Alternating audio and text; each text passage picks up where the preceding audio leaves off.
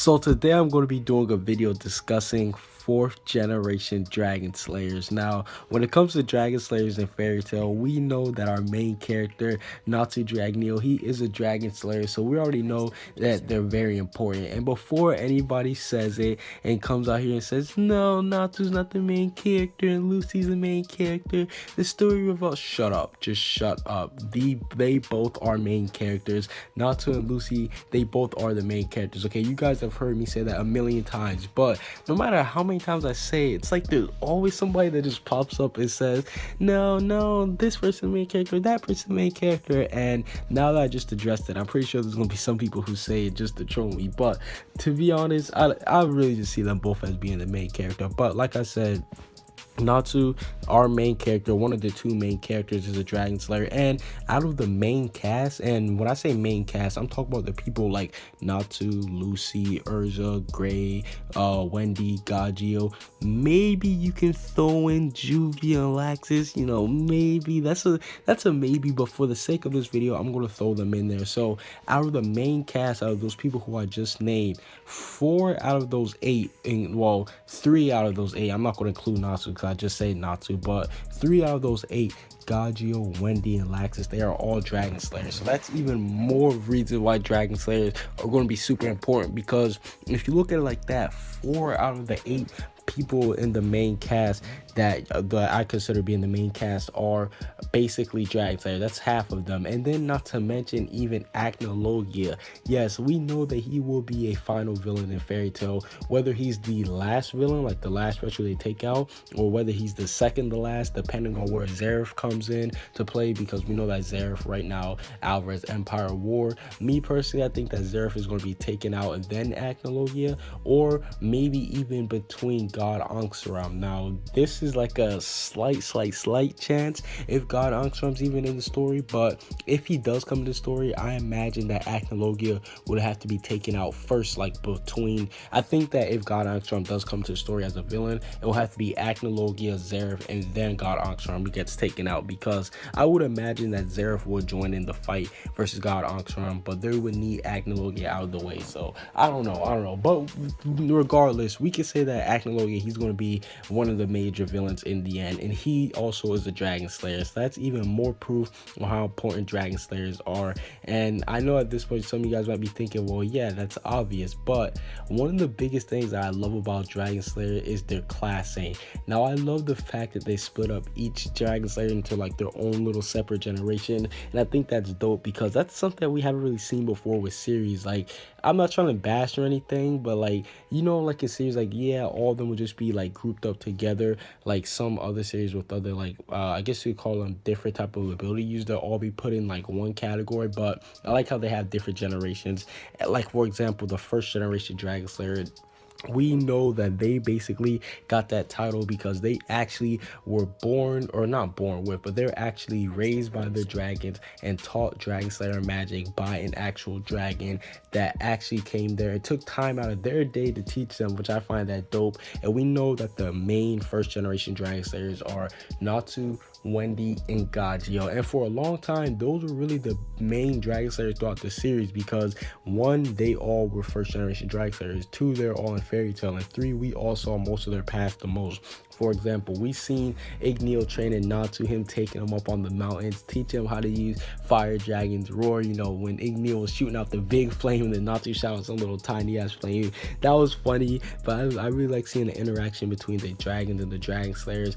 Gajeel and Metallicana, we see Metallicana over there roasting Gajeel, telling him, nigga, you still got that smug look on your face, like everything. And we even see stuff like Grandini and Wendy. Grandini, we see her showing Wendy so much love and everything. So we know that the dragons who actually did train the humans, they actually, it wasn't like it was like a forced thing, because they actually do seem like that they cared about each and every of the Dragon Slayers. Well, excluding Metallicana, because we don't know how his feelings are. But no, in all seriousness, we do know that the 1st generation Dragon Slayers, they are by far probably the most, I guess you say that they're the most talented, or they have the most potential, because they can use stuff like natural Dragon Force and a whole bunch of other things that other generations can't use. So yeah, 1st generation Dragon Slayers, they are definitely not a joke. and then we move on to second generation Dragon Slayers. Now, when it comes to the second generation Dragon Slayers, this one is a little bit controversial for some people, because a lot of people, they like to see them as fake Dragon Slayers, or they're not real Dragon Slayers, simply because they don't have dragons. Matter of fact, they weren't even taught Dragon Slayer magic. They were basically just given a lacrima that was placed inside their body, and therefore they developed Dragon Slayer magic. And basically, we know that there are three second generation Dragon Slayers: Cobra, Laxus, and, spoiler alert, God Serena. Now, with that being said, me personally, I don't think that they're fake Dragon Slayers or anything. I'm not one of the people who look down on the second generation Dragon Slayers just because they don't have actual dragons. Like, don't get me wrong, I think it would be dope if they did have dragons, but I'm not gonna say that they suck because, or I'm not gonna like bash them for being second generation Dragon Slayers, because Cobra, even though he's kind of fallen off a bit, he's still like dope. Like, out of the whole Erasean Saiyans or Crime Sorcerer, he's still one of my top favorite characters. He's probably like my second favorite, right behind Jalal. Cobra, he's still dope. He had a beast moment in Tardos, him when he was basically in prison and everything. That was cool. Don't even get me started on Laxus. Laxus is like he's just a beast. Like, he's dope all around, you know, the character development, his ability, everything. Like, Laxus is just a go all around. I don't even have to explain why I like him. And then God Serena, I'm not gonna say too much about him because I know that there's a lot of anime onlys and I don't want to spoil them on that God Serena epicness, but let's just say that his personality, I love his personality a lot. He's one of my favorite Spring and 12 members. Like, he's just dope, and I really can't wait till we get to see, well, I can't wait till we get to see him animated. I'm not gonna go too deep into it, but yeah, you guys know the whole deal about God Serena and the second generation Dragon Slayers. A lot of people don't like them because of like the lacrima, but hey, I said fuck it, I still like them a lot.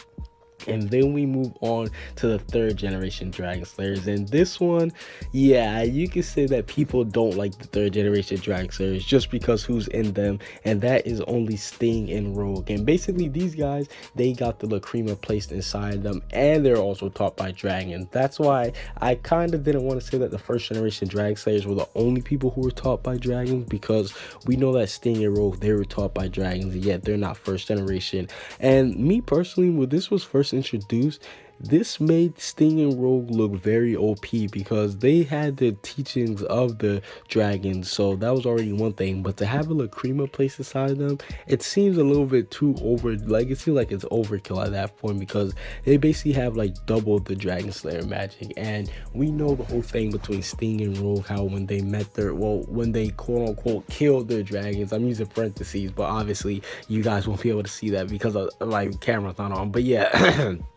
Basically, Sting and Rogue, they thought they had killed their dragons, and the dragons end up really just going inside them, end up tampering with their memories, thinking they killed them. And that was basically one of the biggest things that Sting and Rogue always bragged about. They'll be going around, yeah, we killed our dragons, yeah, we killed our dragons, all this stuff. And we're like, yeah, we know that they really didn't kill their dragons, so let's just move on from that. So yeah, that was a funny thing that happened between them, because they're just talking so much shit, but in reality, they didn't really kill them. And we know that they didn't even, I don't want to say that, yeah, basically they didn't want to kill them, because we saw that when they met them in the Tardos arc, they still had a lot of feelings towards them. So yeah, Sting and Rogue, as of now, they're the only third generation Dragsters that we know of. And me personally, I don't see that changing anytime soon, because I don't really see there being enough time in the series, or even like, I don't know, I just don't see them introduce anybody else that'll be the third generation Dragon Slayer along with them. Now, at this point in the video, you guys might be thinking, okay, what the hell? What is about this fourth generation Dragon Slayer? Underrated Mage, can you please just reveal to us the fourth generation Dragon Slayer? Well, this one is kind of tricky, because me personally, here's what I say. This could either be called the fourth generation Dragon Slayer because it'll be the next number, or it could be called the Z. See, there's no way how to pronounce zero like with a TH at the end, or like, you know what I'm talking about. But I'd rather call them the fourth generation Dragon Slayer, and these will be the people like Acnologia. Now, as we all know, Acnologia, he is a Dragon Slayer, but the thing about him, and this is a little bit of a spoiler, anime onlys, if you guys want, you don't have to watch the rest of this video because it's going to be diving heavy into spoilers. But if you guys want to keep watching watching, just say fuck it, I want to learn more about Fairy Tail, then hey, be my guest, go ahead and keep on watching. But we basically find out that Acnologia, he is a human that can turn into a dragon, and he basically didn't have his dragon to create antibodies for him, therefore he ended up becoming a dragon. And we also saw the same thing with Elaine, Urza's mother. We know that she didn't have somebody to prevent the dragon seed from actually taking over, therefore she became a dragon, and she became a person who was able to go back and forth between being able to transform into a human and into a dragon. And that is why I would classify these people, Elaine and Acnologia, as 4th generation or 0 generation Dragon Slayers. I don't know if anybody has a word for the letter 0 that'll sound good, leave in the comment section, because I'm getting kind of bad, I can't think of one. But no, on a serious note, the reason why I can't put these two in the same category as any of the other Dragon Slayers is because this is something completely that we've never seen before. Like, we've seen it with Acnologia, but we just can't classify it as the same, because the 1st generation Dragon Slayers, they had the dragon seed, so therefore, or they had the dragons go inside them to prevent the dragon seed, so therefore they were good. 2nd generation Dragon Slayers, they don't even have dragons to begin with, so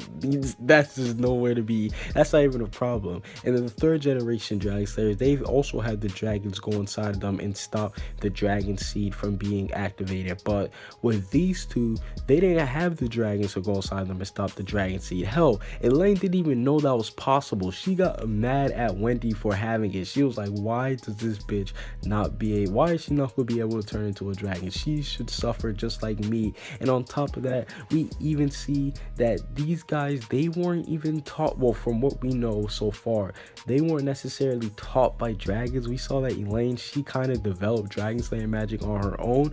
Maybe Belzerian, I don't know how to pronounce the dragon name, you guys already know that, but maybe that dragon, he taught Elaine Dragon Slayer magic. We don't know. And Acnologia, on the other hand, we don't even know if he learned it from somebody. Maybe he was in the same boat as Elaine and he just like learned it by himself, or he just studied the dragons or something and basically came up with it. But as of yet, we don't know if they do have dragons that could be able to prevent it, but we do know that the dragons didn't prevent it, and therefore they're able to turn into dragons. And that's why I call them 4th generation Dragon Slayers, because this is something new, this is something that we haven't seen before, and I think that it's dope. Comment what you guys see down below, subscribe if you haven't. Peace out.